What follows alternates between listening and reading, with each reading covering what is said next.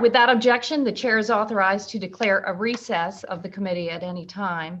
As a reminder, members participating in a hearing remotely should be visible on camera throughout the meeting. As with in-person meetings, members are responsible for controlling their own microphones, and members can be muted by staff only to avoid inadvertent background noise. In addition, statements, documents, or motions must be submitted to the electronic repository to sccc.repository@mail.house.gov. Finally, members or witnesses experiencing technical problems should inform the committee staff immediately. Well, good morning, everyone, and thank you all for joining this remote hearing. Today, we're looking at the benefits for our country and workers that come from modernizing and expanding the electric grid. I now recognize myself for 5 minutes for an opening statement. Well, we started this Congress with hearings focused on the millions of jobs we can create in clean energy and resilience, and then the growing risks and costs of inaction.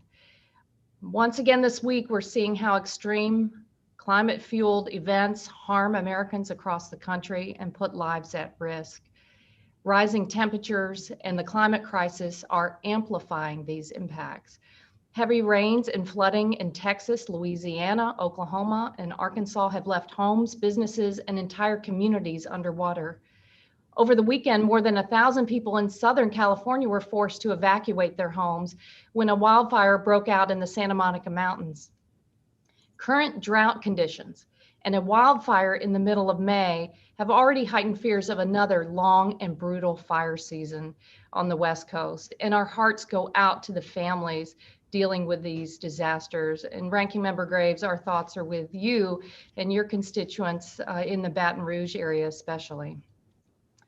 Our efforts here in Congress must focus on solutions to help them, not only in the near term, but also the long term, to avoid the catastrophic climate consequences for our grandchildren, our children, and our grandchildren. One of those important solutions is to modernize and expand the electric grid, making it stronger and more resilient. Wildfires out west and cold snaps in the south have left Americans in the dark and in danger just in the last 4 months. And climate-fueled disasters continue to hit our energy infrastructure, which is already in need of major repairs. Nationwide, the American Society of Civil Engineers gives American energy infrastructure a C- rating. We don't want a C-. We're America. This is America. We can do better than that. And when we do, hopefully together, we will create a lot of jobs and mend our supply chains through Buy American. Building a modern grid can increase our energy capabilities and improve efficiency across America, all while ensuring greater reliability. The energy catastrophe in Texas demonstrated the need for safeguarding the nation's disconnected grids with better backup and interconnections. We have many innovations at the ready. We just need to deploy them. This also will create good paying jobs that will help jumpstart the economy.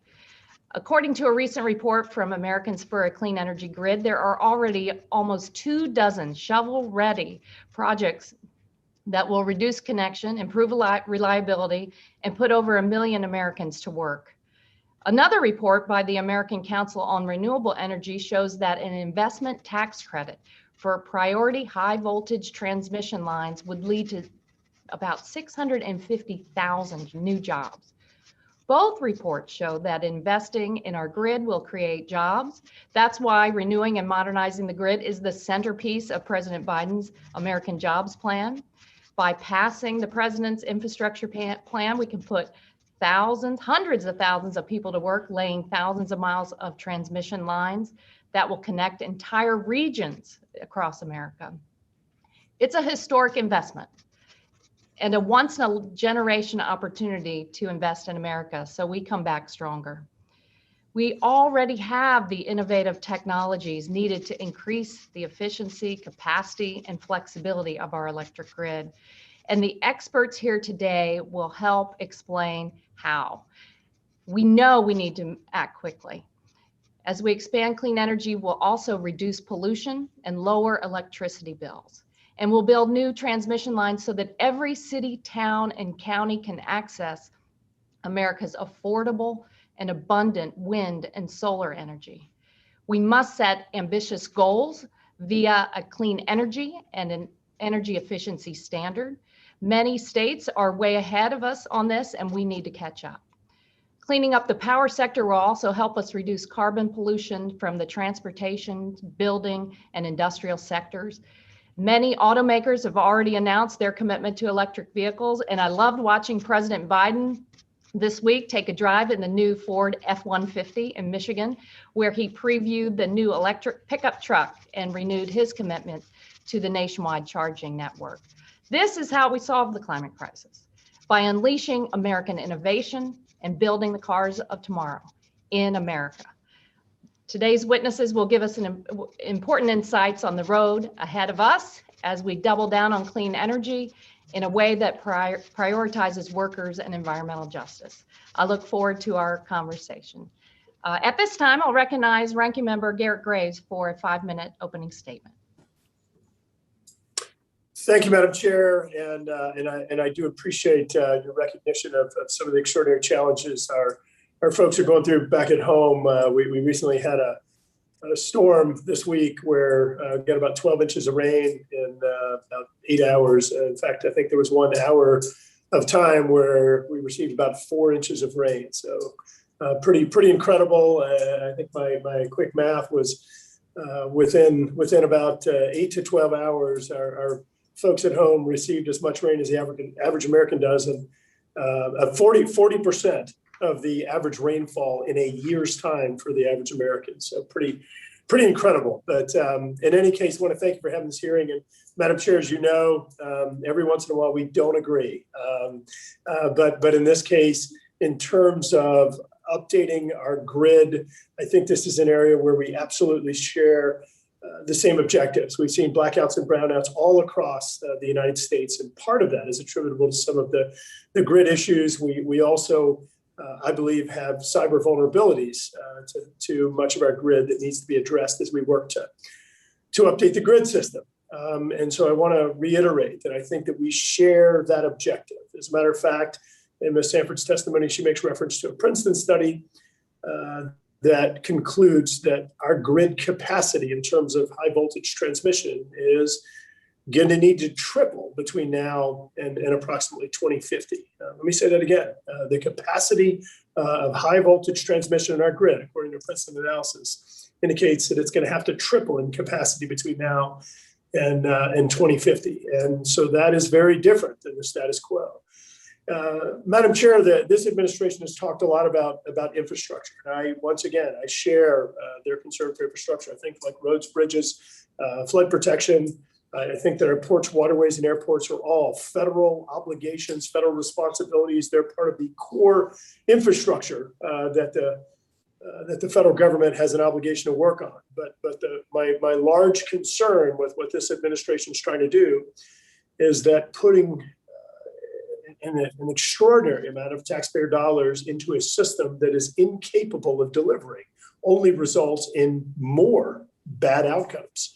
And let me clarify what I'm talking about there. You've heard, for example, that the average road project now takes 7 years just to get through an environmental review.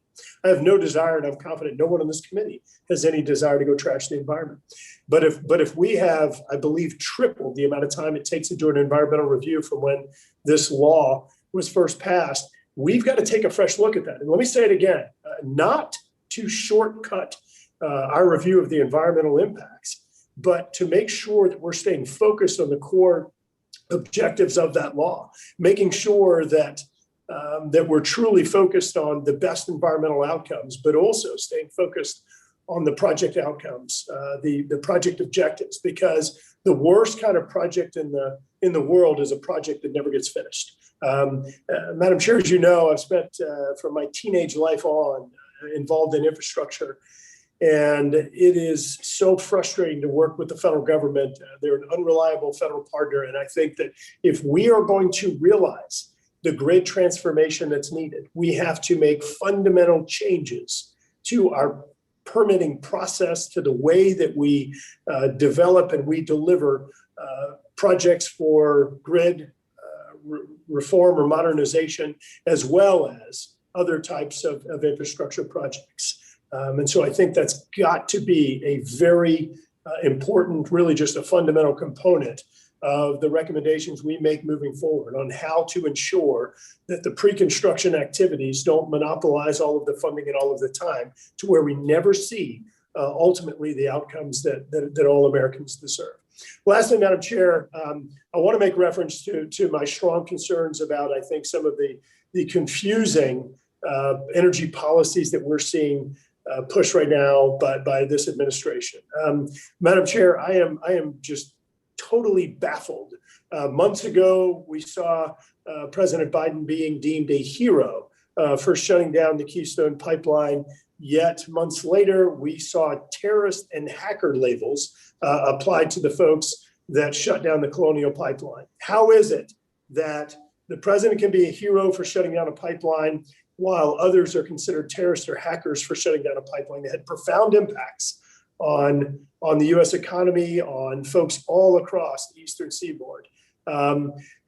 This same administration, just after years of just trashing the Trump administration and deeming them as being complicit in Russian activities, then just lifted sanctions to allow the Nord Stream pipeline to send Russian gas to our friends in Europe that has a higher emissions profile. I am really struggling with what appears to be the hypocrisy here. And I think that we have got to step in and make sure that we're making the right decisions for the global environment, for our allies, and for a clean energy future that's based on America's resources. Thank you. Yield back. Well, I thank the ranking member, and I think everyone shares the concern over the Nord Stream pipeline. I know the Biden administration didn't change its opposition to that pipeline, but I think it does highlight the need for maybe a hearing in this committee on harmful pollution from frack gas and other fossil development, especially in the wake of the IEA's report this week that was a surprise to everyone, not a surprise about the surge we needed in clean energy, but that they recommend no new oil and gas development, no new fossil development. So we'll be talking about that in the days ahead, I'm certain. Madam Chair, I'd welcome that hearing. Would love to do one on Nord Stream 2 and also on CCS activities. So thank you, count us in. Without objection, members who wish to enter opening statements into the record will have 5 business days to do so. Now I want to welcome our witnesses. We will hear from leaders in the electric power industry on how investments to modernize and expand transmission infrastructure can create jobs, integrate more renewable energy, boost grid reliability, and protect the public health. Linda Apsey is the president and CEO of ITC Holdings Corp., which is the largest independent electricity transmission company in the United States. Based in Michigan, the company owns and operates high voltage transmission infrastructure in Michigan, Iowa, Minnesota, Illinois, Missouri, Kansas, and Oklahoma, with plans underway to expand in Wisconsin. Donnie Colston is the director of the utility department at the International Brotherhood of Electrical Workers, IBEW. He helps locals with collective bargaining agreements, working conditions, safety-related work practices, and apprenticeship training. A utility lineman, Mr. Colston started his career in transmission and distribution construction before working as an electric troubleman. Emily Sanford Fisher is the General Counsel, Corporate Secretary, and Senior Vice President for Clean Energy at the Edison Electric Institute, which represents investor-owned electric companies. Ms. Fisher manages EEI's litigation and legal affairs, and she oversees and coordinates strategic clean energy engagement across EEI and across the federal government. And Michael Skelly is the founder and president of Grid United. He is a renewable energy entrepreneur and pioneer in the U.S. wind industry who currently leads an early stage transmission development company. Mr. Skelly was previously founder and president of Cleanline Energy, a company that successfully permitted some of the longest transmission lines in the United States over the last 50 years. Without objection, the witnesses' written statements will be made part of the record. With that, Ms. Apsey, you're now recognized for 5 minutes for your testimony. Welcome. Great. Good morning. And thank you, Chair Castor, Ranking Member Graves, and distinguished members of the Select Committee. I'm Linda Apsey, President and Chief Executive Officer of ITC Holdings Corp., the nation's largest independent electric transmission company. Thank you for holding this hearing and for addressing the clean energy economy and the future of the electric transmission grid. Our nation's high voltage transmission system holds the key to unlocking renewable energy potential. In much the same way the interstate highway system provided a roadmap to economic prosperity in the middle of the 20th century.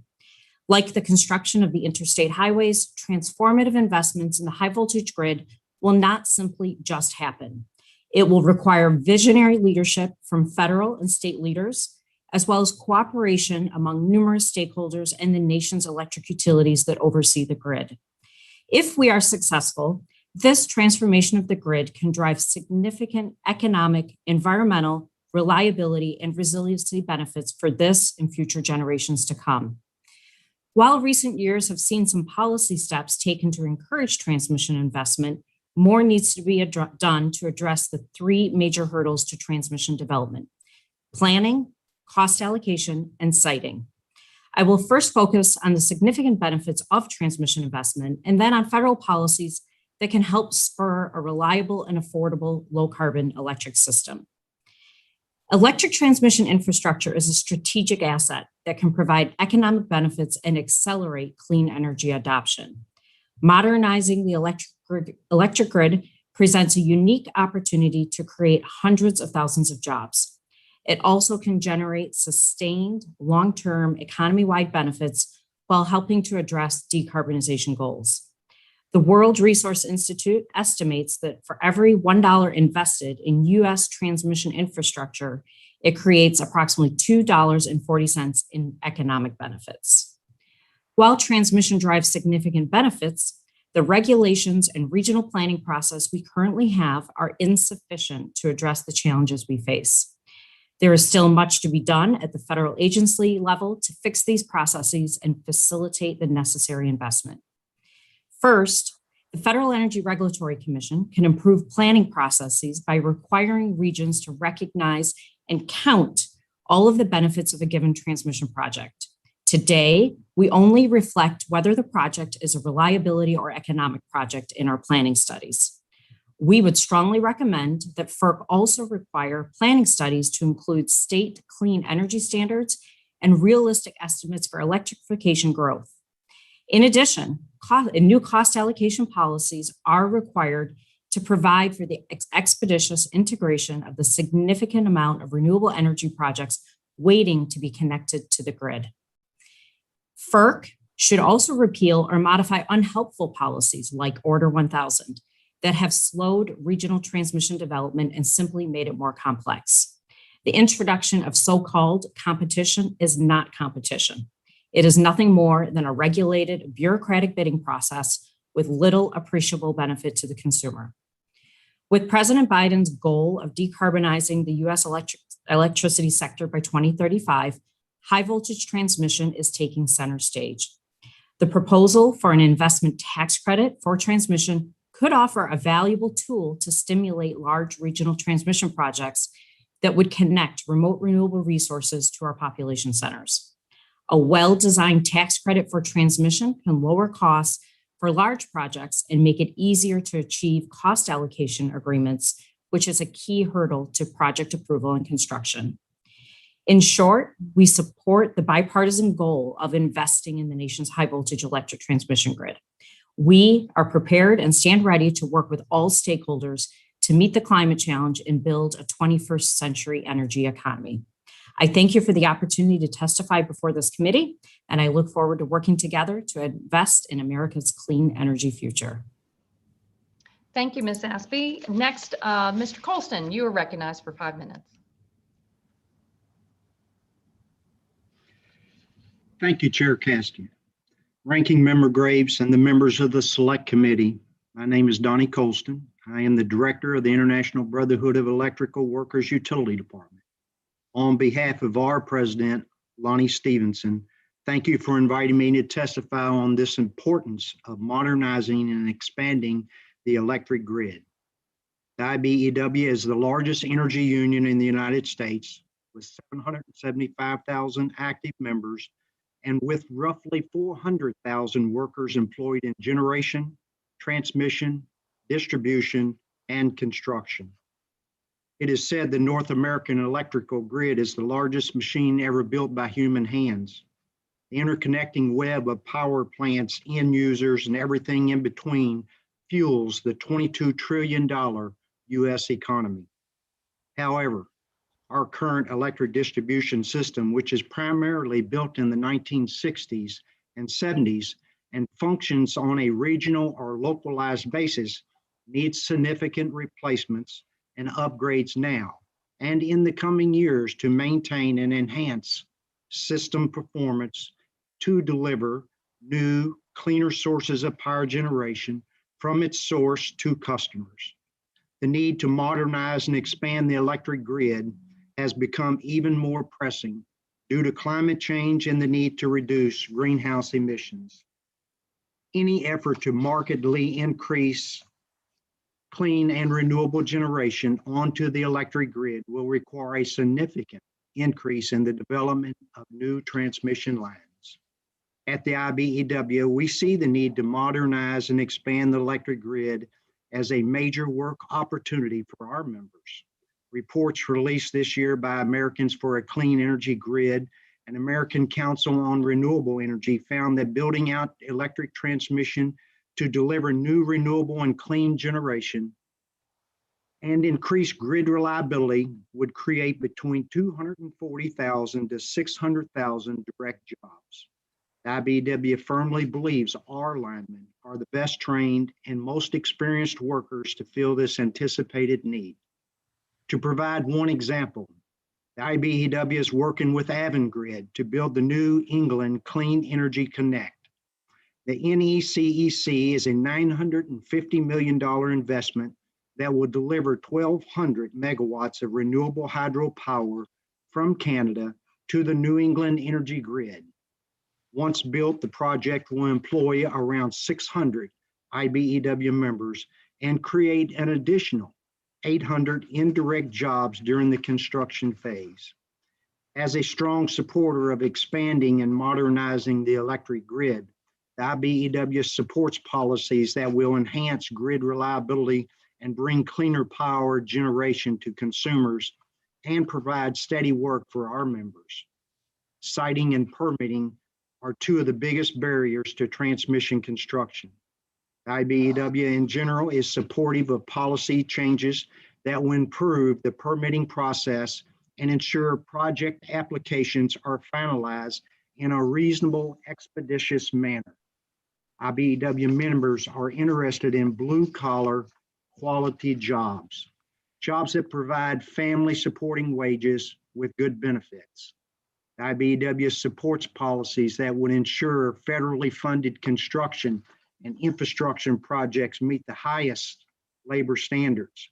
Policies that include Davis-Bacon Act and prevailing wage requirements and Buy America standards for key materials and products.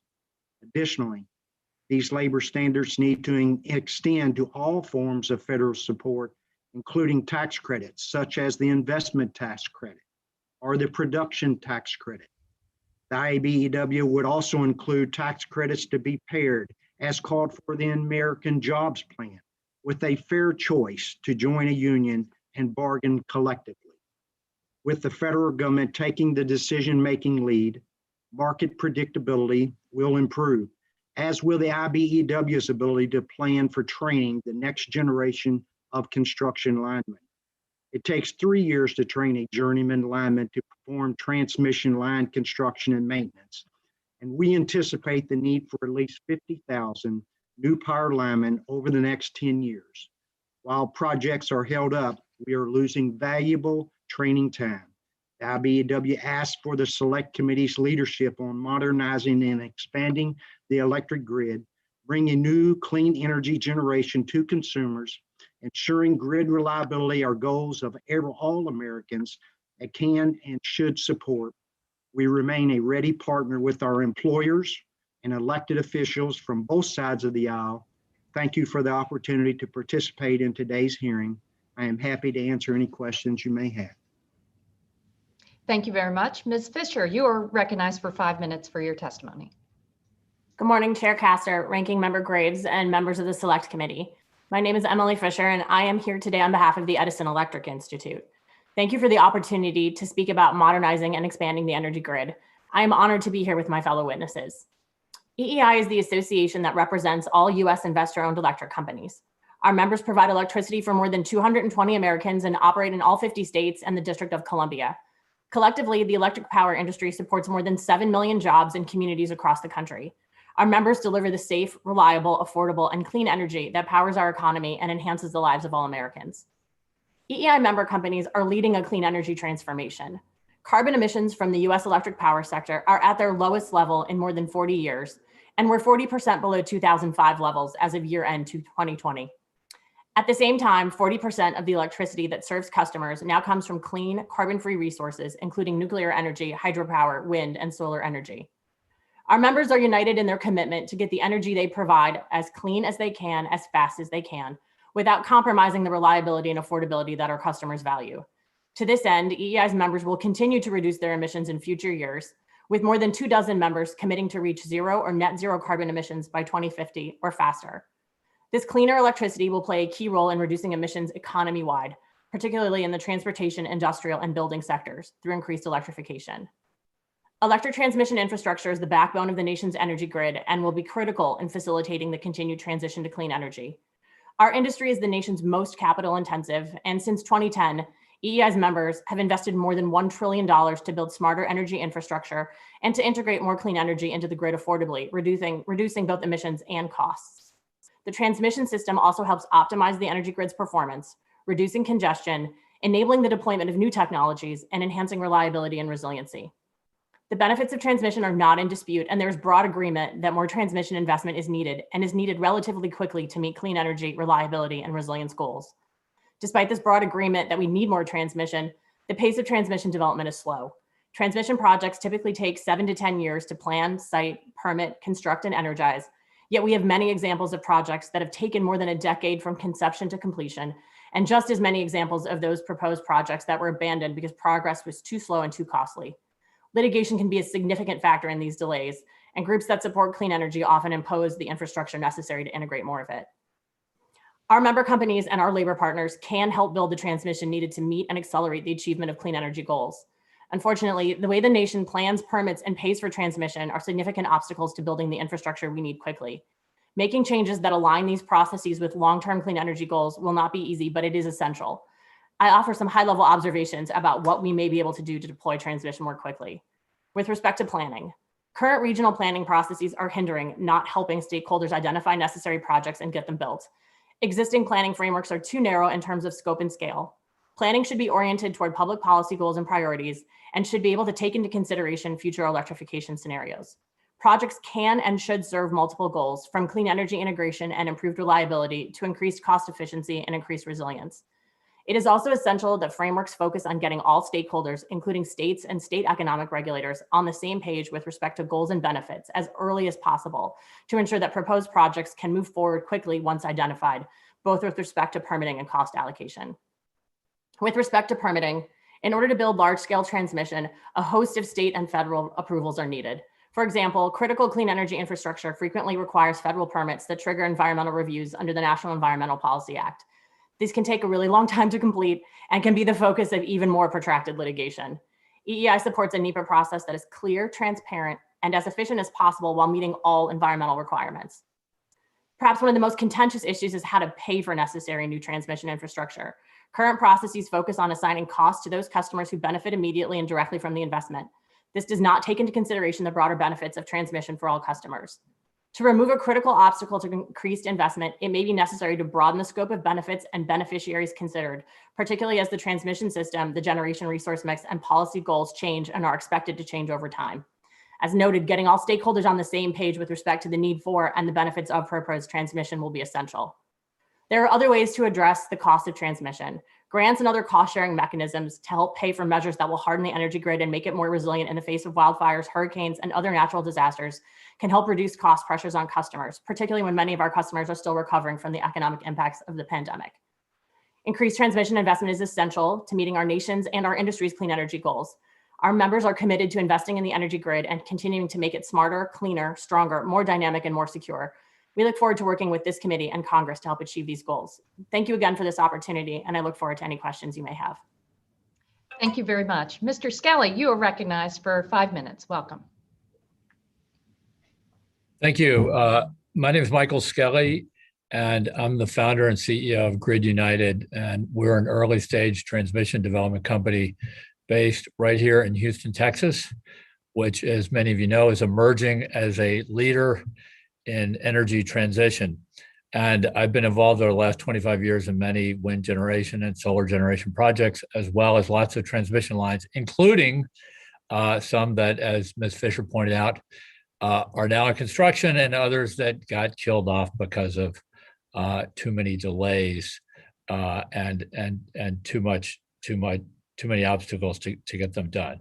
I thought I'd focus a little bit on what's happened in the last 10 years and the opportunity set that's before us. And the first thing I'd like to talk about is the exciting companies that have emerged over the last decade that use situational awareness diagnostics and ultra-fast processing power to get better use out of the existing grid. And these technologies, commonly known as grid enhancing technologies, have emerged. A number of companies have emerged based here in the US that will help us get better, basically move more power through the existing grid. And that's something that we can do and that Congress can act on in the near future and using existing authorities. So I'd encourage y'all to focus on that. Next up, I co-authored the study that a number of folks have referred to that identified 22 shovel-ready high voltage transmission projects around the country being developed by folks like ITC, Ms. Fisher's member companies, and a number of independent developers of transmission lines. And over the last decade, these companies have slogged through the processes that, as we all know, take a very, very long time, and they're ready to go. And the criteria that we used to identify these projects was, okay, what can we get underway in the next 24 to 36 months? And I'm happy to talk in detail about any of those projects or the processes they're going through. But what we need is some successes. And as we all know, success begets success in many walks of life, including infrastructure development. And this opportunity set that's before us now, with a little bit of a push from things like the investment tax credit, we can get these projects done. They will unlock tens of thousands of megawatts of new generation projects, put lots of IBEW members to work, and boost today's level of renewable energy penetration to even higher levels, and help address some of the reliability issues that we have become painfully aware of, particularly in places like here in Texas. And while the other point that I'd like to sort of highlight again is that Ms. Haspy pointed out some of the problems with the current transmission planning process. I won't reiterate those, but suffice it to say that we need planning processes that take into account all of the benefits that we get from transmission, and we need to think in a much broader fashion about the public policy goals that the transmission investments can help us achieve. We have largely solved the problem over the last 30 years with continued investments in R&D and scaled up deployment of renewables. And we now know how to produce wind power and solar power incredibly inexpensively. We have solved that challenge. The big challenge ahead of us now is building the grid so that everybody in the country can get access to those cheap resources. And as we build out the grid, we will do what we've done here in Texas when we did a big transmission expansion in the mid-2000s. Will help drive economic development, come up with a cleaner energy mix, and bring down cost to consumers. So thank you very much and look forward to your questions. Well, thank you very much. I want to thank all of our witnesses for their very insightful testimony, and I'll recognize myself for 5 minutes for questions. You know, a reliable electric grid powers everything we do. And I think it's clear that we have a consensus here that investments in transmission would benefit consumers across the country. We have to fix some of the flaws too that were highlighted by the fatal catastrophe in Texas and others. So this piece of an infrastructure plan focused on electric transmission is just going to be critical. And I think there's common ground here. So, Ms. Aspey, you've now watched a growing consensus here in Congress. President Biden has put forth his American Jobs Plan.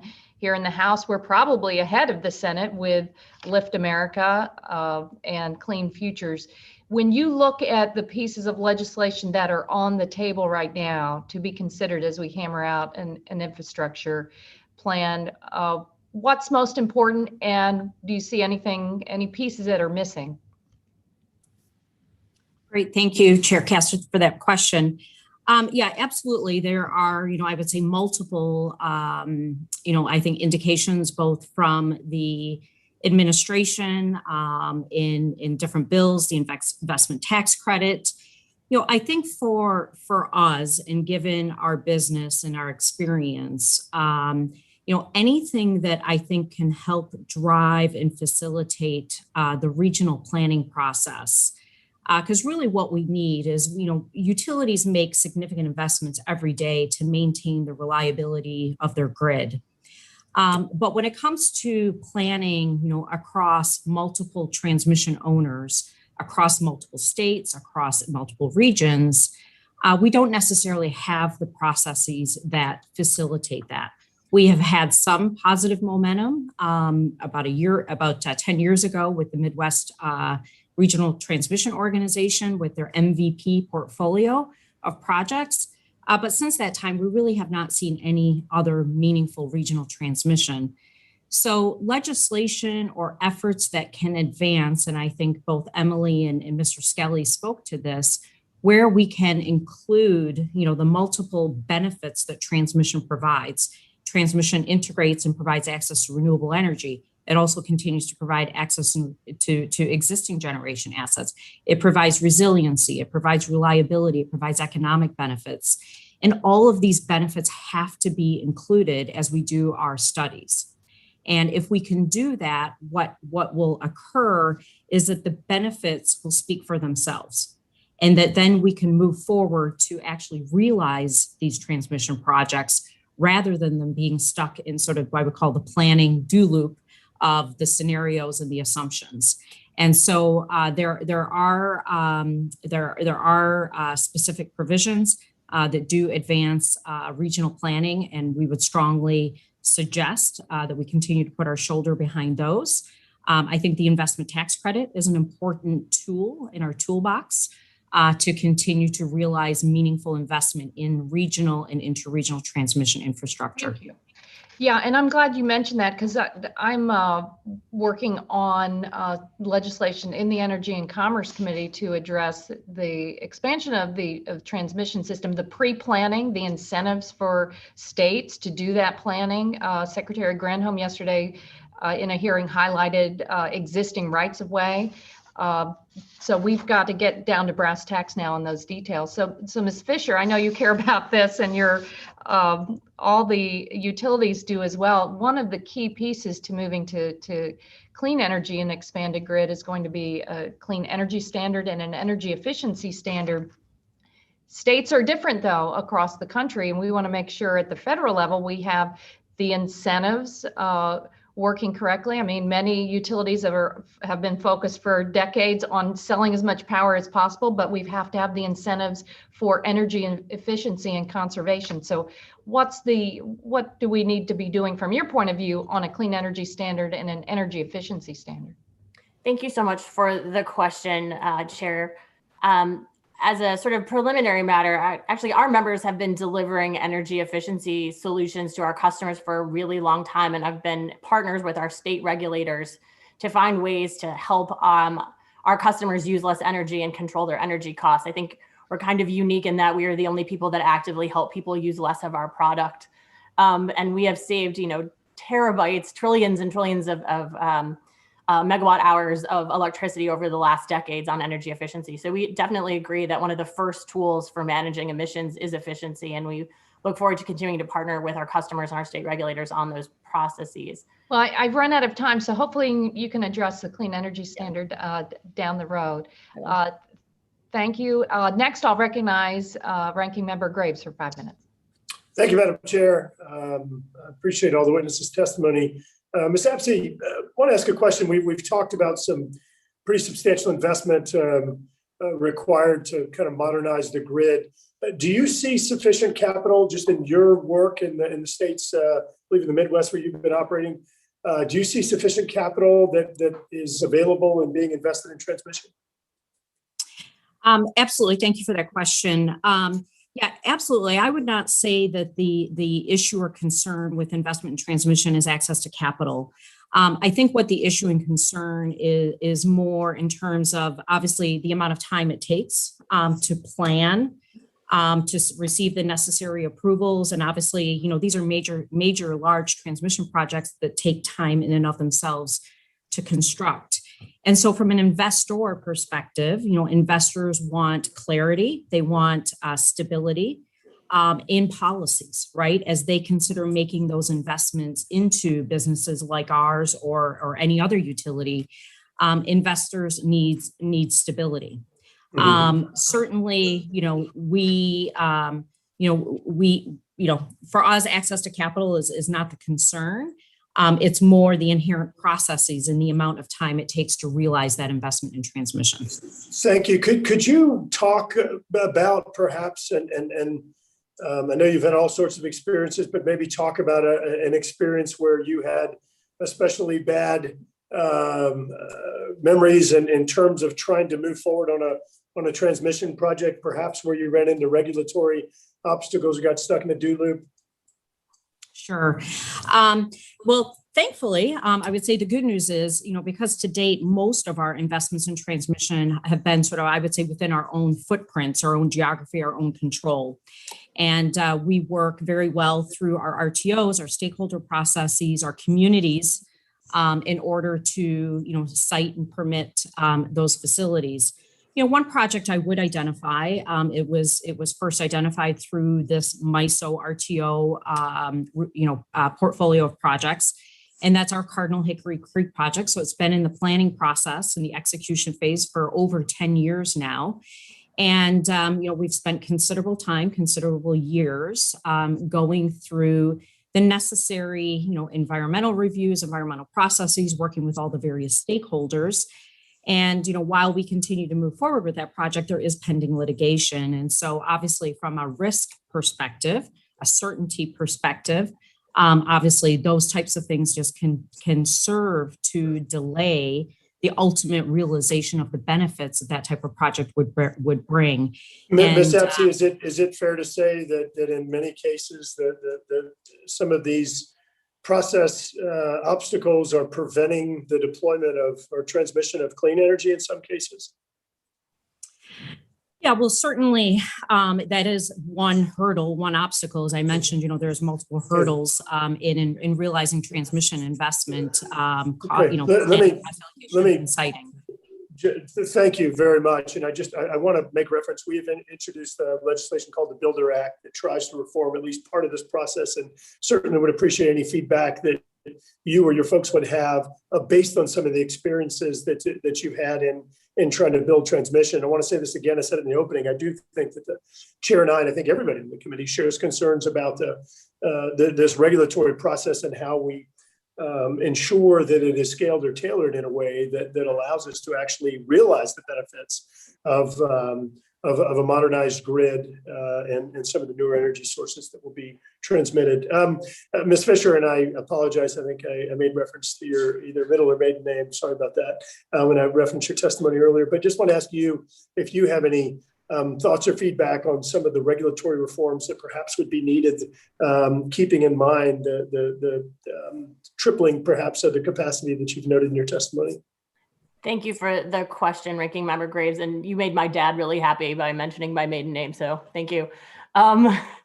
We have engaged with both this administration and the prior administration on efficient NEPA reviews in particular, and there are ways to make those processes be a little bit more efficient, take less time, but still be totally faithful to the environmental goals and purposes of that statute. It's an information gathering statute, not an outcome determinative statute. And there are some basic process improvements that I included in my testimony, my written testimony. But for example, one of the things that we think would be truly important is being able to use the same record of decision that one agency developed if another agency also has a permitting authority. That seems like an important way to avoid duplication. We also think that the project proponents, like Ms. Apsey, should have a role in being able to provide relevant information to the agency that's conducting the review. They're closest to the projects and they have the most information. One really important change for us actually would be a more holistic approach to greenhouse gas emissions, so we could actually recognize the greenhouse gas benefits that these projects provide. We are often not allowed to do that and not to contextualize these projects appropriately. Thank you very much. Thank you. Next we'll go to Rep. Brownlee. Thank you, Madam Chair, and thank you all for being here this morning. Ms. Aspie, my first question is, it's my understanding that the House ENC Committee has proposed a new program for the Department of Energy that would provide federal assistance and technical assistance to state, local, and tribal authorities to help them better participate in this process. Do you think such a program would help in terms of, the overall acceleration of the, 10 plus year timeline it takes to that we often see with transmission development? Yeah, while I don't have any specific knowledge or information on what you're specifically referring to, stakeholder processes are important. All of our business operations, we participate through regional transmission organizations, which have stakeholder processes. We then are further involved in stakeholder processes through any of the state siting processes or federal siting processes. So my recommendation would certainly be that, perhaps to Ms. Fisher's point, I think anything that we could do to drive more collaboration and coordination, sort of under, if you will, one umbrella, I think would be most important and most valuable, so that we don't add additional time to the process. We already go through multiple levels of stakeholder interaction, stakeholder collaboration, and certainly every voice is important in that process. Thanks. And you also mentioned, the investment tax credit being an important tool in the toolbox. And, there have been many who have estimated that if we did the investment tax credit correctly, that could yield 20 to 30 gigawatts of additional capacity to the grid. Do you think that that's the proper yield strictly through an ITC, or does that mean, do we have to do the ITC with modifications to regulations wrapped around it? I would strongly suggest that we need both. I think we need an all-in approach. I don't think there is a silver bullet. Transmission is incredibly complex. It takes a very long time to plan and to receive the necessary approvals, and then ultimately construction. We have processes in place today that have worked and that have yielded significant benefits for consumers. So I don't think we're looking to make a wholesale shift in how we pay or incentivize transmission. I think we've got a lot of existing processes that do work, but I certainly think we do need additional tools in the toolbox as well as some regulatory reforms. Thank you. And I've got a little bit more time. Mr. Skelly, you've mentioned your, citing of many shovel-ready projects. And would an ITC, get those moving quickly? And what kind of yield would that bring in terms of expansion to the grid? Yeah, I do think it'd be very helpful for two reasons. There's two types of transmission lines, one that are cost allocated that come out of the planning process. And because our current processes don't take into account growth and things like electrification and don't take into account carbon emissions, that failure to account for them means that they don't make it through the planning hurdles, okay? An ITC, by bringing down the cost, would get more projects through the planning process and we get more built. On merchant lines, i.e. developed by independent developers, you basically get paid to move power. But you also provide reliability and ancillary services benefits to the grid, which you often don't get paid for as an independent. And an ITC, while an imperfect mechanism, okay, provides some sort of rough justice and helps get these merchant projects done, and in a sort of roundabout way compensates them for the benefits that they provide to the grid. And, I don't have much time, so I will yield back, Madam Chair. Thank you, Rep. Brownlee. Rep. Palmer, you are recognized for 5 minutes. Thank you, Madam Chairman. First of all, I want to address the issue of the cost of this and the reliability of it. There was an audit of the German electrical grid. They've done away with coal and nuclear, and they've tried to go to renewables. And this audit found that residential electricity prices in Germany are 43% higher than the average for the other EU countries, and their electricity prices were already high. According to the report, it caused chaos for producers and consumers and threatened the German economy.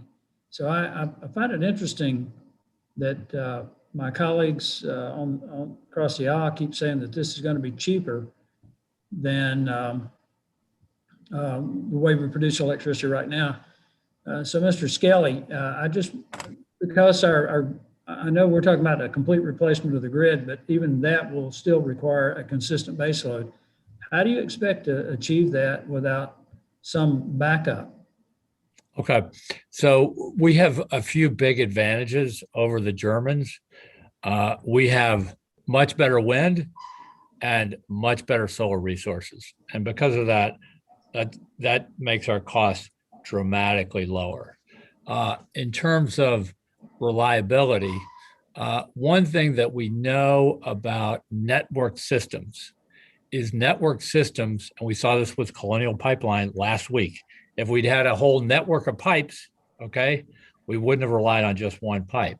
So when you build a network system, you always get better reliability. And what we're talking about Mr. Skelly, here, from an engineering perspective, unlike natural gas, which you can increase the output almost immediately, you can't do that with wind and solar. It requires substantial battery storage. And just MIT reports that just getting to 12 hours storage will cost $2.5 trillion. And I assume that you're counting on the taxpayers to pay for that. The fact that Germany is in the position it's in with its electric grid may help explain why they're so desperate to cut this deal with Germany. In regard to permitting, I think that's a huge issue for us. On the current permitting regime right now, you can't even get the paperwork done in the time frame that my Democrat colleagues think that the planet has left. But if we expedite the permitting, would each of you be okay with building transmission lines across wetlands and rivers and sensitive habitat, which holds up so much of our infrastructure construction right now. Would you be fine with that, Ms. Apsey? It's a yes or no. It's a yes or no. Well, certainly, yes, anything to expedite, but certainly there are considerations that obviously we want to be sure that we don't find ourselves in litigation that would further extend the timeline. Leads me to the next question is for Mr. Fisher. You, in your testimony, talked about litigation being a significant factor in infrastructure projects. Could you see how these issues that we've been dealing with for years will continue to persist in the permitting process? If you could be very brief, I'd appreciate it. I think some clear direction on permitting might help resolve some ongoing litigation challenges.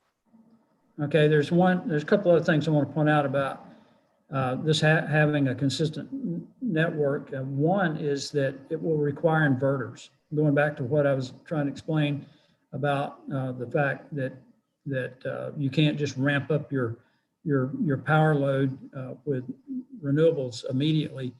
And China has really inserted themselves into that. That, I think, creates some national security concerns for us, and particularly when we're so reliant on China already for rare earth minerals and other minerals that we're not mining, nor refining, nor manufacturing ourselves. Wouldn't that create a major problem down the road, increasing our reliance on China, Ms. Fisher? We are very committed to the cybersecurity of our supply chain, and we have been talking with all of the parts of that supply chain, particularly with respect to inverters, to ensure that they're cyber safe. It's a priority for all of our companies. Madam Chairman, just a point of personal privilege here. I do think there's another issue that we need to take into account, and that's the potential for a major solar flare. It's known as a coronal mass ejection.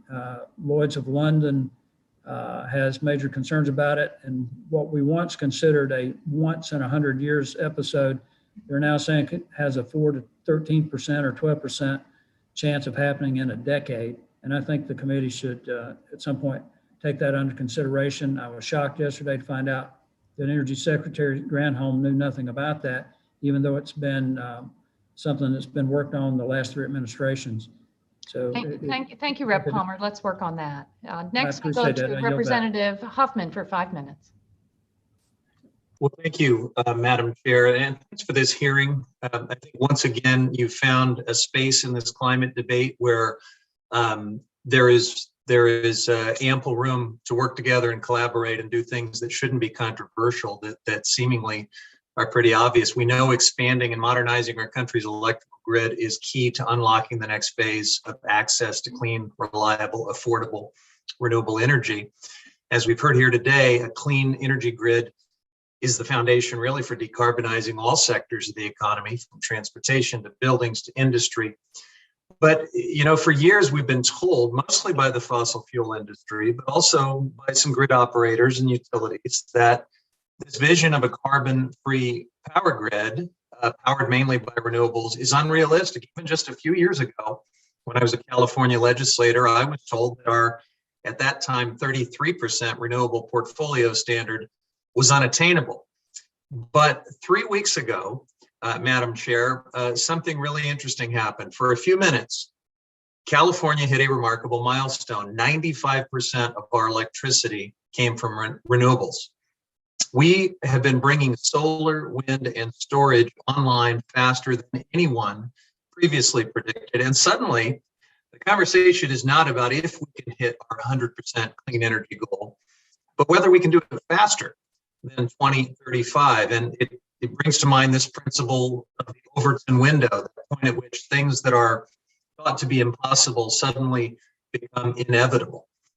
And no matter how much the opponents of clean energy try to pull that Overton window back to the previous century's thinking, there is nothing like seeing the 5th largest economy in the world powered almost entirely by renewables, or an all-electric F-150 that blows away the internal combustion version of that iconic truck, to prove that the times are changing. And our job should be to make sure that change comes in time to save the planet. So, Mr. Skelly, would you speak to this question of what is possible when it comes to incorporation of renewable sources of energy onto the grid. How can we achieve this 100% clean energy goal? Is it doable?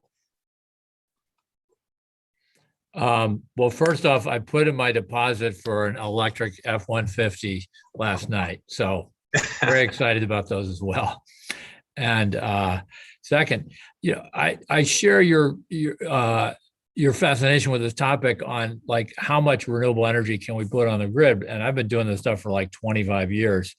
And when we started out, the grid operators said, "Oh, wow, if we go over 5%, like we don't know how we're going to keep the lights on here. This is crazy what you guys are talking about, even with a small project."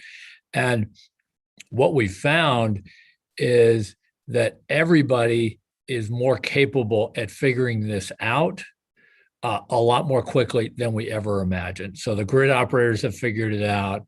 The meteorologies have gotten better. The technology's gotten better. And we've all just sort of learned, and that's how we've gotten to 90%. I mean, here in Texas, we regularly go over 50% renewables. And if somebody had told me that was going to happen 20 years ago, I would, and I was like an industry advocate. I was saying, well, like, no way, that's never going to happen. You're out of your mind. But to the point on transmission, one of the things, and NREL has done some very interesting work on this topic. One of the things that we found is that if we want to increase the percentage, transmission helps us do this. And MISO, one of our most important grid operators, what they've discovered is that fronts move from the west to the east. And because we built out the grid in the upper Midwest, that allows us to distribute the wind across the plains, because in the western plains, it's blowing hard, but not yet in the eastern plains. And then as the front moves across, then they can move the energy back to the west. So thank you for that. Grid is a really, really important piece to address some of these issues that we're going to tackle, and we've proven we can tackle. I appreciate that. I just have a moment left, and in addition to more renewable energy, of course, we want a grid that doesn't spark fires every time the wind blows. And so, Ms. Apsey, I want to ask you, as someone who represents arid California, how will these grid modernization investments also address the fire-prone nature of our current grid? And I know I'm out of time, so I'll yield back in advance, Madam Chair, but if there's time to allow a brief answer, I would greatly appreciate it. Let's take that for the record, because we have a vote that has been called, and my intention is to go for as long as possible, and we may have to take a quick recess at the end of the time period for the first vote. So Ms. Miller, if you're ready, I'll recognize you for 5 minutes. Thank you, Chair Castor and Ranking Member Graves, and thanks to all of you all for being here today. I agree with my colleagues that modernizing our electric grid is paramount. A strong and reliable grid ensures that we can continue to keep our lights on in our homes, our schools, and our businesses, and reduce our carbon emissions. There is certainly space for renewables in our grid modernization. However, I think we all understand that renewables are not currently in a place to power the entire grid.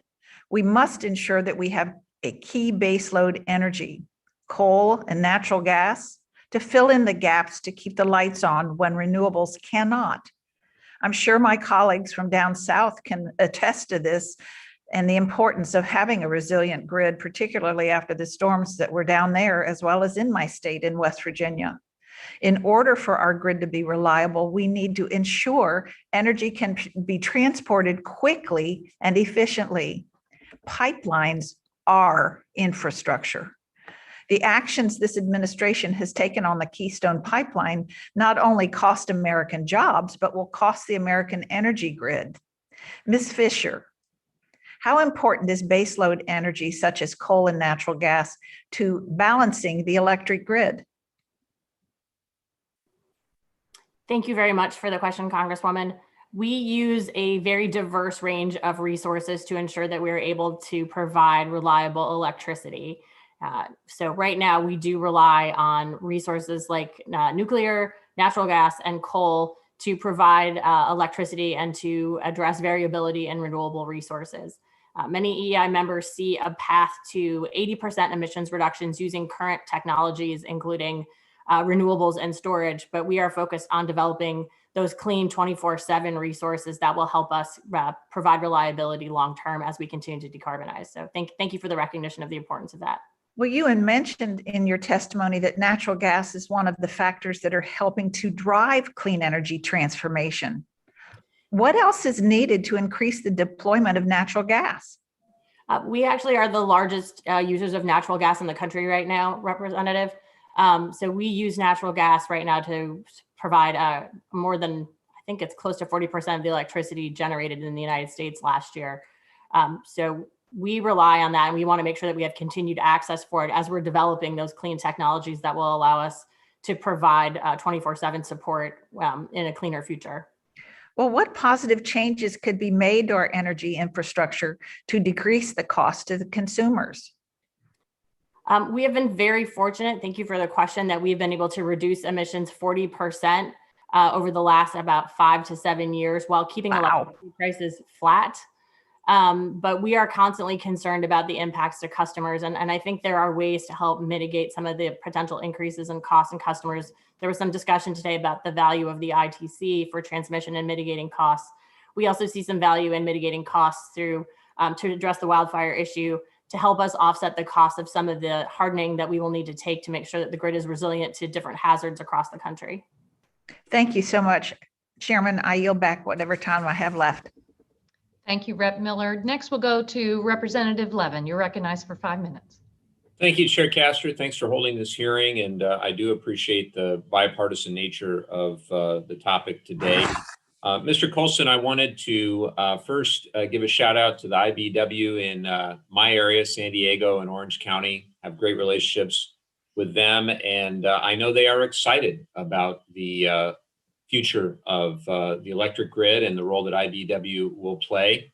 We know when President Biden talks about climate, it's always jobs, jobs, jobs. American Jobs Plan, of course, focusing on a lot of this. And I wanted to ask you, what jobs impact do you expect the highlighted aspects of President Biden's proposal to have? And bottom line, what will this mean for your membership?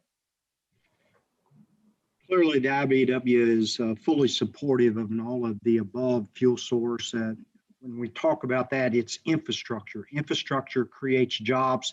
Technology creates jobs for the IBEW. As we build out the grid itself, that allows the IBEW to bring in more members to build out the grid itself. As we electrify, IBEW is fully supportive of electrifying the grid as it is. Electric charging station in as many places that we can. That produces jobs as well. And when we talk about technology made in the United States, that produces good manufacturing jobs. So the whole transition as it takes place, working with our utility partners and also our construction partners, as we transition, that creates good, valuable union jobs, blue collar jobs. Terrific. Well, I was excited about that Ford F-150 Lightning announcement last night. Also, although I don't think my wife's going to let me buy a new car anytime soon, but when I do, it's going to be another union-made electric car. So that was great. I wanted to turn to planning for the siting of renewable energy projects. I've heard some about this, and particularly on our public lands. I've been supportive of what they call smart from the start, where we designate development zones that are best for certain renewables so that they don't conflict with other land uses. And I know that the Interior Department is engaged in this type of planning for transmission as well. Ms. Apsey and Mr. Skelly, do you see value in this type of smart from the start planning for transmission? And if so, what are the best strategies to minimize impacts and conflicts caused by new transmission lines? And are they applicable to both public and private lands? Whoever wants to go first. Well, I'm happy to jump in. Thank you for that question. Yeah, absolutely. Look, I mean, I think if we look at Michigan, established about approximately 10 years ago, they took an approach through legislation that established identifying the areas in the state that had the highest wind potential. And then through legislation, essentially instructed the transmission providers to build the necessary transmission to harvest as much wind. This was sort of a renewable energy zone. Texas went through a similar process. It's a very successful effort, a very successful project, a process. You know, look, we know in this country, we know where the wind blows, we know where the sun shines. And so as we talk about a planning or transmission planning process first, this would be consistent, I think, with what you are suggesting. And that is right now what we do is we build transmission to interconnect everywhere a generator may site, whether it's optimal or suboptimal. You know, it's sort of like the movie, The Field of Dreams, sort of build it and they will come. If we build the transmission where we know the renewable potential is, those renewable developers will locate around the transmission line because the cost of the transmission for the way we ask generators to pay for it is prohibitive because the person who gets assigned the cost responsibility, it just makes their project null and void. So we would be big supporters, big proponents of sort of a transmission first approach based on where we know the resources in the country are located. Mr. Skelly, with the time I have left, you know, I, along with many of my colleagues, think that modernizing, expanding the electric grid ought to be a bipartisan subject where we find common ground. And I was just curious what your view is as an entrepreneur who lives in Houston, Texas on that. Yeah, well, I think at the state level, we have seen that it's a bipartisan issue. And, you know, in Texas, we did the biggest expansion of the grid originally initiated by Governor Perry and then followed through on by Governor Abbott. So it can be a bipartisan or one party or the other does it. It doesn't even have to be bipartisan. Both parties have seemed to do this. So I'm confident we can get something done. I am too, Mr. Skelly. Let's work together. Let's find common ground. Let's get it done. Chair Castro, I'll yield back. Thank you. Thank you, Rep. Levin. Next, we'll go to Representative Armstrong. You're recognized for 5 minutes. Thank you. I'm just reading the LA Times, and I think it's great that we get somewhere to this point, but the LA Times was 94.5% figure was fleeting, lasting just 4 seconds, and was specific to the state's main power grid, which covered 4/5 of California, but doesn't include Los Angeles, Sacramento, and 7 other regions. So I think it's great. I think it's partial. But I just, you know, we're talking about these federal right-of-ways, and I think that's a great idea. And as we're having an honest conversation about building out this infrastructure, it's essential to expanding and modernizing the grid. We have to continue to talk about permitting. And I've brought this up in multiple hearings because it's at the core of many of the policy changes being talked about by both Democrats and Republicans. And at the federal level, we already have the Federal Permitting Improvement Steering Council that oversees the federal permitting process and resolves conflicts. Unfortunately, the council's authorization sunsets in the coming years. Last Congress, I introduced a bill with Senator Portman and several Democratic senators to eliminate and expand the process. I mean, and the reality is many of these energy projects, traditional energy projects are renewable projects, will never come to fruition unless we maintain a neutral permitting structure that is dependable, timely, and reasonable. And we know this, as we continue to deploy this, we're going to have to talk about the existing rights of way, but I'm sorry. But we know we'll need more land to distribute this generation. So Ms. Fisher, how do we improve the permitting process to allow more rights of way? Because as things stand, we just simply don't have enough land available for distributed generation. Well, I think that you've identified, thank you for the question. I think you've identified coordination among different permitting authorities is really important, and extending that authority so that council can continue to operate would be useful. You know, federal and state permitting processes need to work together well. States do have a lot of control over what is cited in them, and we believe bringing in state partners early into the discussion is really important.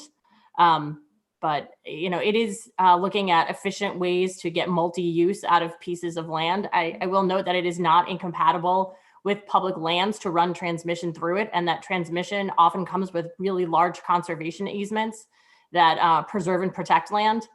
So I think there are lots of ways to look at multi-use. Well, and then I just want to piggyback off that a little bit. And one, I mean, when you're doing these state permitting, if it's not common carrier, right? Some of the, like North Dakota is a state that does not allow eminent domain, right? And so you're having these different transitions, but you talk about those, we did, obviously during the oil boom, we tried to get a lot of pipe and transmission in the ground in Western North Dakota. And my friends and colleagues in the industry asked us how we could do that. I say, go back in time and give the county easements, because on county roads in North Dakota, private landowners own to the middle of the road. But when you're talking about these conservation easements, and as we talk into the litigation, as an ongoing issue that delays the deployment of transportation, I mean, this isn't unique to electrical transmission. This exists, whether it's a highway, a pipeline, a high voltage line. How do we address, do you have some ideas how we address that? People don't necessarily love living near infrastructure, even when they benefit from it. That is a pervasive problem. I do think that you've identified some appropriate ways of looking at how we, site a lot of infrastructure and run right of way to sort of minimize impacts. I think that could be really helpful. And we've seen some of our members do that, for example, while they're deploying fiber optic cable for their own uses. They're also using that to bring middle mile broadband to other customers who might not have access to that. So there's ways to piggyback. Our infrastructure can be used for a lot of other purposes. We do share a lot with the telecommunications industry, for example. Well, and I think one of the things we don't recognize enough is with multiple agencies often completing duplicative reviews, not only does that take much more time, but it creates several different areas in which, as is often the case in a lot of these litigated cases, they don't care necessarily which permit you violate. They just care that you violated one of them or they have a case. So if we could get some of that streamlined and get rid of the duplicative processing, do you think we would also reduce some of the litigation? That would probably reduce some litigation. And thank you. And with that, I guess, Garrett, I have 14 seconds if you want it, or I'll just yield back. Thank you very much, Rep. Armstrong. I think the other Democrats are hustling back from the vote, so we'll go to Representative Crenshaw. Welcome. You're recognized for 5 minutes. Great. Thank you. Thank you, Madam Chairwoman, for holding this important hearing. I always want to preface everything we say. We want to get to the same goal, a reduction in global carbon emissions. I want to get there in a smart way without destroying our economy. And I think the solutions we offer are generally a faster way to get there, to be perfectly honest. I want to actually follow up on what Mr. Armstrong was talking about. Mr. Skelly, you authored a report on 22 transmission projects that are ready to go and even met with senior members of the administration to discuss building them. However, projects are on the shovel-ready list, have been on the list for a decade plus. So how many of the 22 projects are active and have experienced more than 5 years of delay? I would say, yeah, they've been, well, the list is a new list, so they haven't been on the same list, but they've been underway for at least a decade on average. Okay. Yeah. And there's a few reasons why they haven't moved forward. One is permitting delays. The other is failures in the cost allocation process that we talked about a little while ago. And that's, in other words, a failure to consider all the benefits of transmission. Sure. And the other is a failure of the system to basically reward some of the merchant developers for the additional services that they provide. So one of the things we see, of course, is weaponization of the court system. I mean, talking about Cardinal Hickory Creek, maybe I'll move to Miss Aspey for this since y'all are in charge of this one. Why is that facing delays? Is it eminent domain, permitting, financing, political will, or is it mired in lawsuits? Yeah, it's facing delay based on pending litigation, which is essentially an appeal. Parties who are opposed to the project are appealing the process by which it went through for several years. And do you think other transmission projects are going to face similar litigation? And that would be a barrier to rolling out new transmission, especially well over 120% additional new transmission, which is what our fellows at Princeton seem to believe would be necessary to meet our goals? Yeah, there certainly is a history of many major transmission projects being delayed through litigation. And obviously, as we've talked about before, I mean, time is of the essence if we want to realize the benefits, both in terms of integrating renewables, the reliability, the resiliency benefits. And so time is of the essence, and these projects in and of themselves, even when everything goes as planned and well, can take, anywhere from 7 to 10 years to realize. Which is far too long. And look, this is the broader point I'm trying to make here. Step 2 is paying for this stuff and building it. Step 1 is actually allowing ourselves to build it. If we don't address the permitting issues in this country, which are far more stringent than most developed nations, we're never going to get to the part where we build 120% more transmission lines in America. We're never going to get to that point. There's no point in allocating around $3 trillion to do this if it's just going to be weaponized by the courts and weaponized by environmental groups. I'd ask my colleagues on the other side of the aisle to consider this. Your clean energy goals are directly in conflict with the environmental groups as well, because they're the ones who sue and settle. The law has to be changed. There's a lot of examples of this. In 2011, President Obama created the Rapid Response Team for Transmission to speed the permitting of 5 Western transmission line projects. Only 1 is under construction so far. Only 1. The law needs to be changed. A proposed 300-mile electricity line to deliver renewable electricity from Idaho to Oregon commenced permitting in 2010. If federal agencies can't find a way forward on more than 30 federal and 50 state and local permitting actions and another 100 water crossing approvals. Then I want to get to another broader point, which is this even the right approach to try and build massive amounts and take up massive amounts of lands for wind and solar in places where the sun shines and in places where the wind blows, build out massive amounts of infrastructure and transmission lines to get that to where we need it? Is that really even the right approach? Maybe we should rethink this.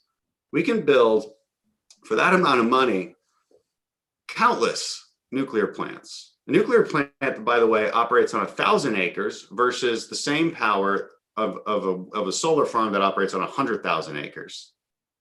And the nuclear plant doesn't rely on weather. Guys, I want us to rethink how we approach the problem that we all want to solve. Thank you, Rep. Crenshaw. Next, we'll go to Representative Caston, and then we'll go into a recess for 15 minutes. Rep. Caston, you're recognized. Thank you, Madam Chair. Thank you to all our members. Mr. Skelly, it's a pleasure to see you. Maybe, one former energy developer to a current one. I've long maintained no one really understands the financial, the regulatory, all of the barriers to building projects like someone who's been in the trenches as long as you have.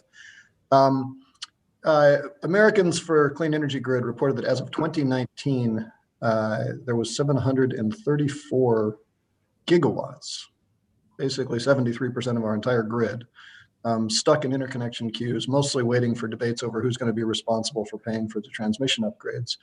Meantime, in Illinois, where I live, the Sioux Green project, that is a HVDC, no generation associated with it, would bring cheap renewable energy from Iowa into Chicago markets, ease congestion, is hung up in generator interconnection queues.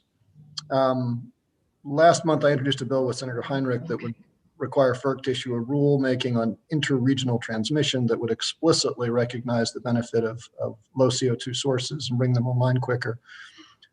But what I wonder, Mr. Skelly, is if that's enough. We've got this problem that I don't think any of you have addressed, but I want to give you the chance to talk about it, given some of your history.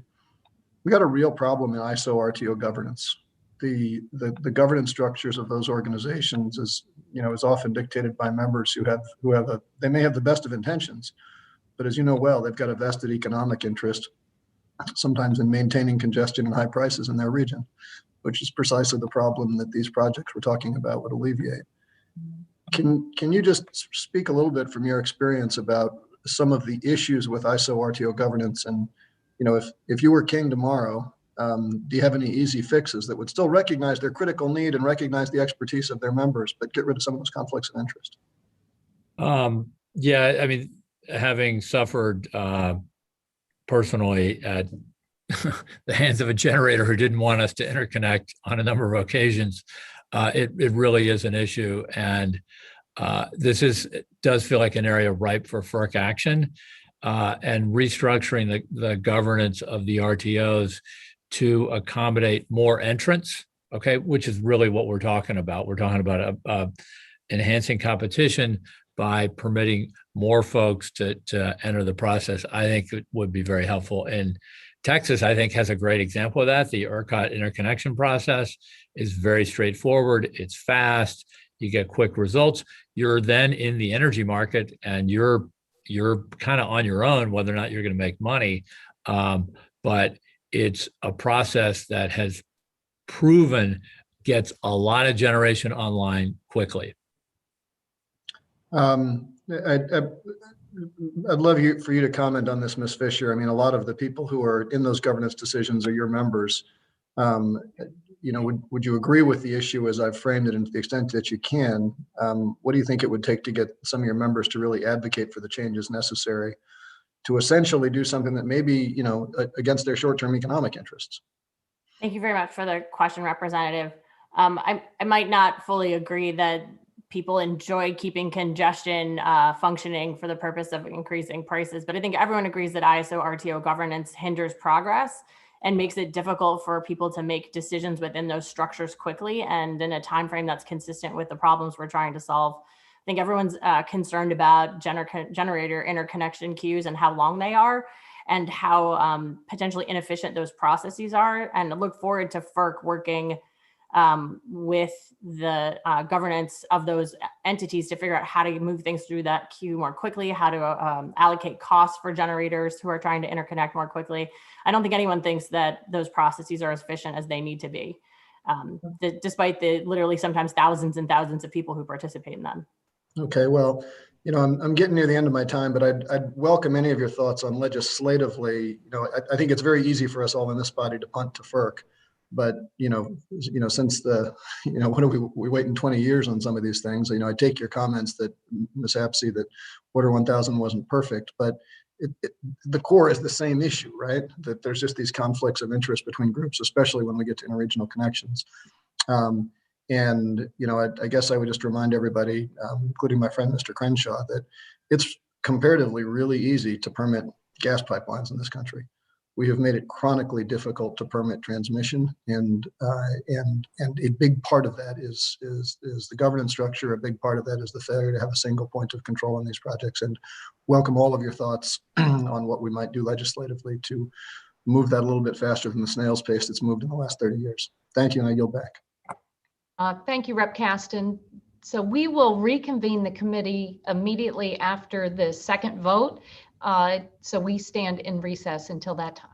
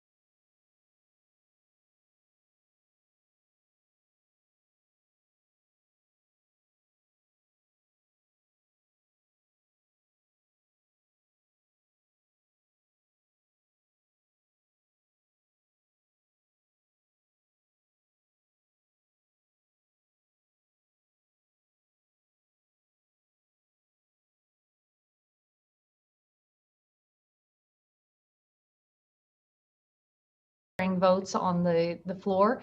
Next, we'll go to Representative Gonzalez. You're recognized for 5 minutes. Thank you, Madam Chair, and thank you to our witnesses, our panel. The good news is I do think we have found one area where there is bipartisan agreement with respect to the need to modernize our grid. The how and why is always sort of the challenge, but certainly agreement on that. And events over the last year have played out that prove that case. I'd like to associate myself with Congressman Graves's comments with respect to the cost, and then always like to see my friend Dan Crenshaw on, who centers us in reality.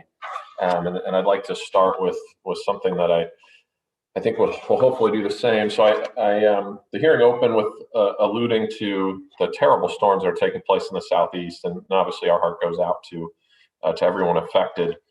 So I went to NOAA's website, found the global warming and hurricanes overview of current research results here. And I want to read a statement because I think it's important. We're getting to a point where anytime a bad storm happens, we blame climate change. And I'll just read their summary. In summary, neither our model projections for the 21st century nor our analyses of trends in Atlantic hurricane and tropical storm activity support the notion that greenhouse gas-induced warming leads to large increases in either tropical storm or overall hurricane numbers in the Atlantic. While one of our modeling studies projects a large increase in Atlantic Cat 4 and 5 hurricanes over the 21st century, we estimate that such an increase would not be detectable until the latter half of the century, and we still have only a low confidence that such an increase will occur in the Atlantic basin. And of course, it's also true that deaths from natural disasters globally over the last 100 years are down 92%, which is great. And then finally, I think we've been talking about California as if it's an example of how we want our energy to exist broadly across the country. Again, some data between 2011 and 2020, electricity prices in California rose 7 times more than they did in the rest of the country. And at the same time, carbon emissions rose 4.1% in California, even as they declined 3.5% in the average over the remaining 49 states. So not something I want for Ohio. I think we need to be smart about how we move forward, focus on the things we agree on, but also fund the basic research that's necessary to invent our way out of what is certainly a challenge with respect to climate change and making sure that we do it in a smart way that's affordable and lasting. So I want to start with Ms. Fisher. As I'm sure you're well aware, Congress is currently debating and negotiating an infrastructure package that largely hinges on the question, how do you pay for it? If we're going to modernize and decarbonize the grid, we're going to have to attract more private capital. I think that's obvious. What sort of policies should we be pursuing to make these energy investments more attractive to private investors, in your estimation? Thank you very much for the question. My member companies are terrific at raising capital.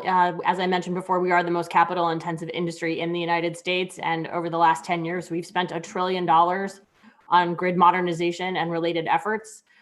So what usually industry says remains true here. Some regulatory certainty and some clear direction usually helps us attract capital and deploy it efficiently. Great. And then Mr. Skelly, in your testimony, you stated that if there were greater federal investment, we'd be able to carry out 22 high voltage transmission projects and increase solar and wind generation by 50%. Can you explain the impact that this would have on energy use? Because there is an important distinction between production and use. And obviously, while the sun and wind are good energy sources, we still don't have reliable and widely usable ways to store the energy for days, weeks, or months. So how would this project solve that storage challenge, which I think is also a unique challenge? So with electricity, because consumption and production are instantaneous, storage, as you point out, is important. And there are some interesting advances. I'm on the board of a company called Form Energy, and we're working hard at multi-day storage and making good progress. The other way to think about it is if with transmission, you can move energy around the country, and that actually can reduce some of the need for storage, because as we all know, the wind and sunshine are variable across the country, and moving energy in time, as you point out, is important, but also moving it in space can be just or even more helpful in doing so. But also carries a substantial cost, right? If we're going to take Arizona sunshine and push it to, call it Oklahoma, that's going to require some challenges. I see I'm out of time. Sorry for that, but with that, I yield back. Thank you. Thank you. Representative Bonamici, you are recognized for 5 minutes. Thank you so much, Chair Castor and Ranking Member Graves, and thank you to our witnesses. We know addressing the climate crisis and also strengthening investments in our electric grid will create millions of good paying, high quality jobs. And that can help especially displaced workers recover from the economic collapse that's been caused by the COVID-19 pandemic. Last fall, I had a great visit with some apprentices out at the IBEW Local 48 in Portland. They have a partnership out there with NECA, the National Electrical Contractors Association. IBEW's electrical apprenticeship program demonstrates how our transition to a clean energy economy can provide this extraordinary opportunity to provide good paying jobs. And the problem is also an excellent example of why we need to protect and strengthen our registered apprenticeship system. And I'm glad the House passed an update of the apprenticeship bill, the first one since the 30s. So I am one of the leaders on the Education and Labor Committee, so I know we also have an obligation to address historical failures and make sure that federal clean energy investments uphold labor standards like Buy American, Davis-Bacon prevailing wage, use of community benefit agreements, project labor agreements. They all make a difference. So Mr. Colston, in your testimony, you noted that IBEW anticipates the need for at least 50,000 new linemen over the next 10 years. So how can Congress better support IBEW's efforts in both training the next generation, but also getting more the workers that we need to help accelerate our clean energy transition? For the IBEW itself, we have more than 300 training centers throughout the United States. In almost all communities, we have a training center there. We partner with our partner utilities on training those linemen. We also partner with our contractors on training those linemen. And when the work is there, that allows us to take in additional IBEW apprentices. The apprenticeship program at the IBEW is unique as in the other skilled trades, as not only do we give you an education, but we're going to give you a job to put those practical skills to work at the exact same time. So they'll go hand in hand. The way that Congress can help us is as more transmission lines are approved and actually get up and running and building, that puts more of our members to work. As we modernize the grid on the distribution system or even the downtown network system, as we modernize that technology allows our utility partners to add additional workforce to theirs too. So as the permitting and siting permits come into play, as we determine where they're going, and we can actually build for the future and not just building a transmission line that's just going to meet today's needs, we have the ability to bring on the workforce to do that as they're coming on. That's great, Mr. Colston. I don't want to cut you off, but you mentioned siting, and I want to get in another question. So, Mr. Skelly, when the Select Committee developed our climate action plan, we heard about the challenges of siting interstate transmission lines, and overcoming those challenges is going to be key to improving resilience on the grid. So how will the Department of Transportation's recent guidance on using existing rights of way for transmission lines help address some of those challenges? And also, if Ms. Apsey can weigh in, as Congress considers the American Jobs Plan as a once-in-a-generation comprehensive infrastructure package, what further federal investments would help? So, Mr. Skelly, and then maybe we can get in a little bit from Ms. Apsey. Yeah, so I would say that on using existing rights of way, this is fairly common practice.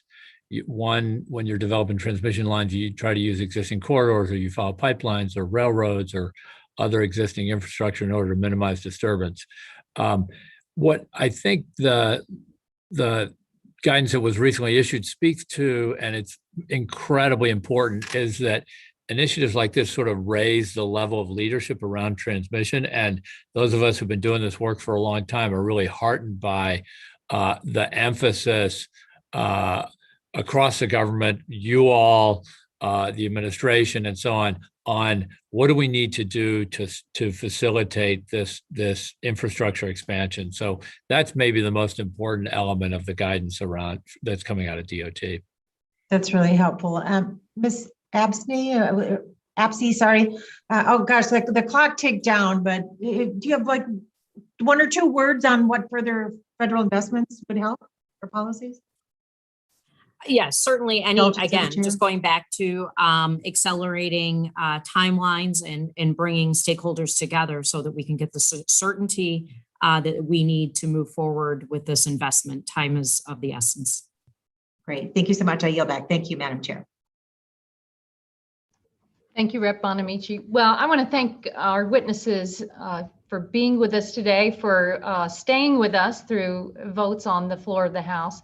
You certainly have given us an impetus to work in a bipartisan way to modernize America's electrical grid and expand clean energy. So thank you all. Without objection, I have a few things to enter into the record. First, the introduction from the April 2021 report by Americans for a Clean Energy Grid titled Transmission Projects Ready to Go, Plugging into America's Untapped Renewable Resources. The introduction from the May 2021 report by the American Council on Renewable Energy titled Investment Tax Credit for Regionally Significant Electricity Transmission Lines. A May 20th letter from the American Council on Renewable Energy supporting investments and policies to upgrade and expand the electric grid. And a May 20th letter from the Solar Energy Industries Association supporting transmission investments to help achieve 100% clean electricity.